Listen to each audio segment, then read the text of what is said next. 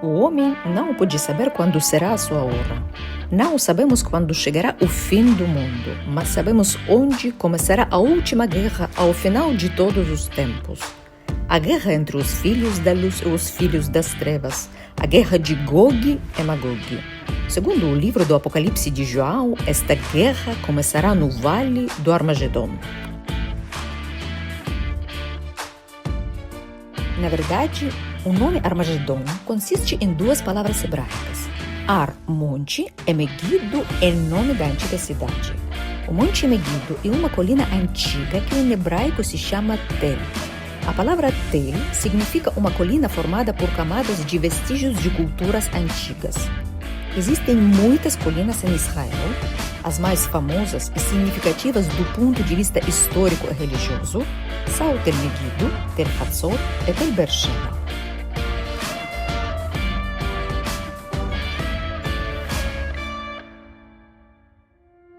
A arqueologia de Megido influenciou todo o Mediterrâneo antigo. Estamos falando da arqueologia das idades do bronze e do ferro de 3.300 a 400 a.C.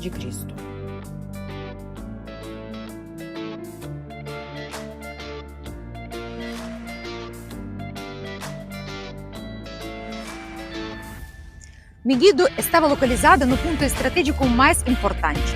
A cidade foi construída ao lado da antiga rota comercial via mares, que começava no Egito, atravessava as regiões de Ramat Menashe e descia para o Vale de Jezreel. Aqui no vale, os viajantes precisavam decidir se seguiriam para o norte, em direção à Fenícia, ou para o leste, rumo a Damasco e a Mesopotâmia.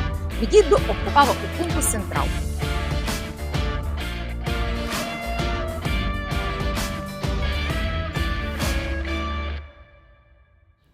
Megido é mencionada nas fontes mais antigas de todos os impérios do Oriente Antigo e aparece 12 vezes nos textos bíblicos. É por isso que, desde o início da arqueologia bíblica moderna, o local atraiu a atenção de especialistas. 4 expedições arqueológicas trabalharam aqui. A primeira começou no início do século XX, liderada por Gottlieb Schumacher, uma pessoa excepcional, engenheiro, arquiteto, arqueólogo. A segunda foi uma enorme expedição da Universidade de Chicago, cujos arqueólogos trabalharam em Megido por 14 anos, 12 horas por dia, lançando praticamente as bases para a arqueologia da Idade do Bronze e do Ferro na terra de Israel. A terceira expedição ocorreu após a formação do Estado de Israel nos anos 60 e 70, liderada pelo famoso historiador, político e arqueólogo israelense Igal Yadin. Em 1994, uma expedição da Universidade de Tel Aviv iniciou os trabalhos sob a direção do professor Israel Finkelstein, que continua trabalhando em Megido até hoje, há cerca de 30 anos.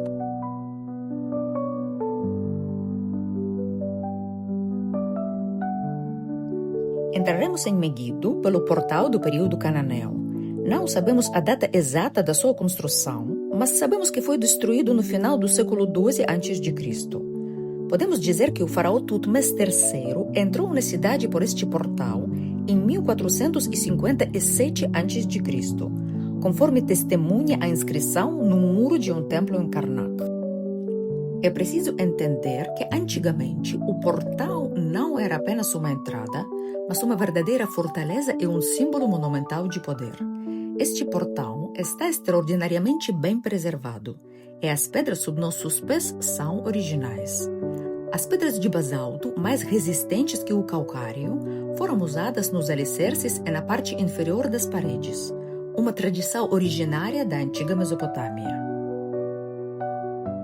Subindo os degraus, passamos do período cananeu, 1500 a.C., para o período do Reino de Israel, século X a.C. Antes das escavações, Tel Megido era mais alto. A expedição americana removeu 3 camadas culturais. No topo havia uma camada no fim do Reino de Israel, século 8 a.C., como um pequeno portão que foi documentado e demolido para revelar o que estava abaixo.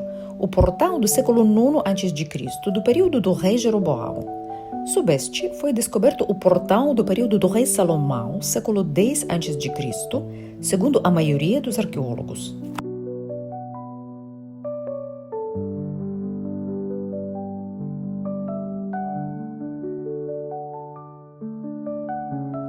Nas partes norte e sul da cidade, foram escavados grandes complexos de estábulos com dimensões impressionantes, cerca de 30 metros de comprimento por 20 de largura.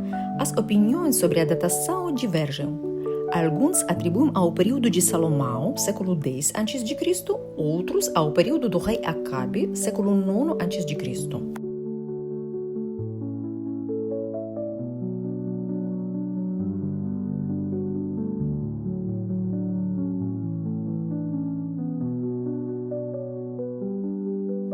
Outra área fascinante é a dos templos pagãos, onde foram encontrados fragmentos em 17 camadas culturais diferentes. Durante a Idade do Bronze Tardia, vários templos funcionavam simultaneamente, um mistério que os cientistas ainda não explicaram totalmente. Durante o período do Reino de Israel, a área se tornou residencial e os templos pagãos deixaram de ser construídos. O sistema de abastecimento de água de Meguido é uma das maiores obras de engenharia do mundo antigo em Israel. Construído provavelmente durante o reinado do rei Acabe, século IX a.C., seu objetivo era garantir que a cidade tivesse água potável mesmo durante cercos inimigos. Como a principal fonte de água, a nascente ficava do lado de fora das muralhas, os habitantes criaram uma solução engenhosa. Eles cavaram um poço vertical enorme com 25 metros de profundidade. No fundo do poço, escavaram um túnel horizontal de 70 metros de comprimento, através da rocha sólida até chegar à nascente. A entrada externa do fonte foi camuflada e bloqueada como uma parede espessa para os inimigos não a encontrassem.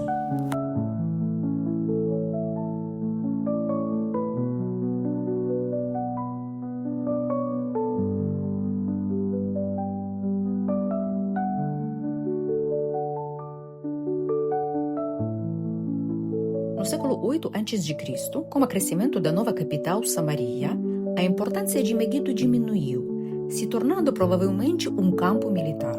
O Império Assírio destruiu o reino de Israel em duas ondas, e Meguido caiu na primeira, em 734 a.C.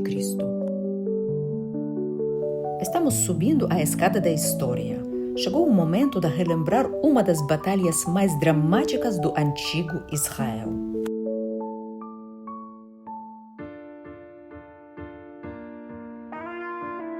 Em 609 a.C., este cenário foi palco de um confronto decisivo. O rei Josias, lembrado como um monarca justo, um segundo Davi, trouxe seu exército para cá para interceptar o faraó Necau II. Ele tentaria impedir o avanço egípcio, mas foi aqui em Meguido que o justo rei acabou caindo em combate. Sua morte mudaria para sempre o destino de Judá.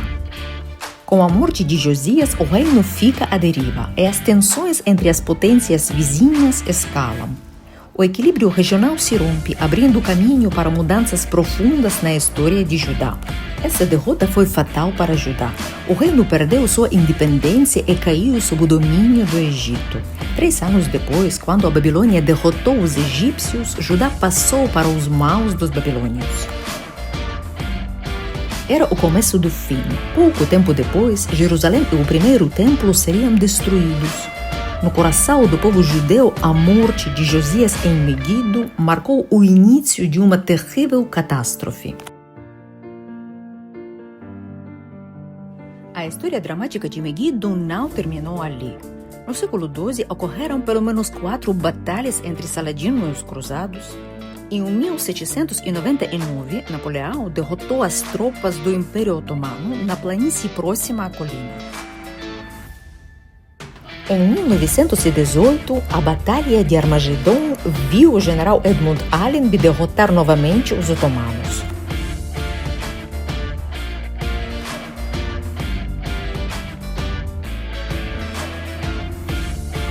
Hoje, no século XXI, começa um novo capítulo. A história do Parque Nacional de Meguido.